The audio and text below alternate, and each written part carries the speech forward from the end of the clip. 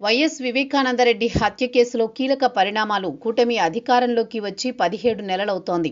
ఈ కేసులో పురోగతి కనిపించడం లేదంటూ విమర్శలున్నాయి. ఇటువంటి తరుణంలో వివేకా కుమార్తె సునీత బిగ్ రిలీఫ్ ఇస్తూ కూటమి ప్రభుత్వం నిర్ణయం తీసుకుంది.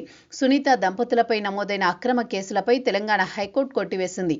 ఇంకోవైపు ఈ అక్రమ కేసులు నమోదు చేసిన 2 పోలీసు అధికారులపై చర్యలకు ఉపక్రమించింది కూటమి ప్రభుత్వం. అయితే ఇప్పటికే వారిద్దరూ పదవీ విరమణ చేశారు.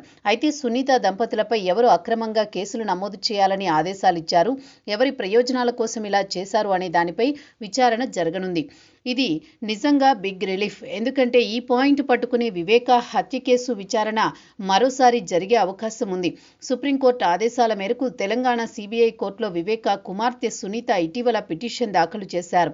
ఇప్పటికే ఈ కేసు విచారణ పూర్తి చేసినట్లు సిబిఐ అత్యున్నత న్యాయస్థానానికి నివేదించింది.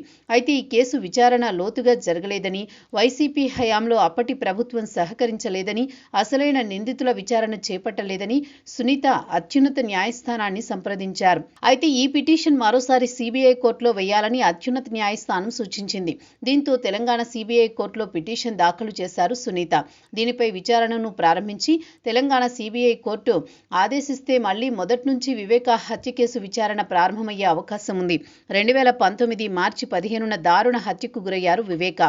అయితే అప్పట్లో రాజకీయ కోణంలో చంద్రబాబు సర్కారు ఈ హత్య చేయించిందంటూ జగన్ ప్రచారం మొదలుపెట్టారు. తన అనుకూల మీడియాలో నారాసుర రక్త చరిత్ర అంటూ పతాక శీర్షికన పథకాలు రాయించారు. వెంటనే సిఐడి దర్యాప్తుకు ఆదేశించారు అప్పటి సీఎం చంద్రబాబు. కానీ సిబిఐ దర్యాప్తు చేపట్టాల్సిందేనని జగన్ రెడ్డి పట్టుబట్టారు. 2019 ఎన్నికల్లో వివేకారెడ్డి హత్య జరిగిన వైఎస్ఆర్ కాంగ్రెస్ పార్టీకి సానుభూతిగా మారింది. అయితే వైసీపీ అధికారంలోకి వచ్చిన తర్వాత కేసు విషయంలో జగన్ తీరు మారింది. సిబిఐ దర్యాప్తు అవసరం లేదని మాట మార్చారు జగన్. అప్పుడే రంగంలోకి దిగారు వివేకా కుమార్తె సునీత. సిబిఐ దర్యాప్తు కొనసాగించాలని కోరుతూ ఆమె సుప్రీంలో పిటిషన్ వేశారు. దీంతో తిరిగి సిబిఐ దర్యాప్తు ప్రారంభమైంది. కానీ వైసీపీ హయాంలో సిబిఐ విచారణకు సహకారం అందలేదు. ఆపై రకరకాల అభియోగాలు మోపుతూ సునీత దంపతులపై ఏపీ పోలీసులు కేసులు నమోదు చేశారు. అనేక రకాలుగా బెదిరింపులకు దిగారు. వాస్తవానికి చెప్పాలంటే 5 ఏళ్ల వైసీపీ హయాంలో సిబిఐ దర్యాప్తు సజావుగా సాగలేదు. ఇప్పుడు కూటమి అధికారంలోకి వచ్చి 17 నెలలవుతున్నా అతీగతి లేదు.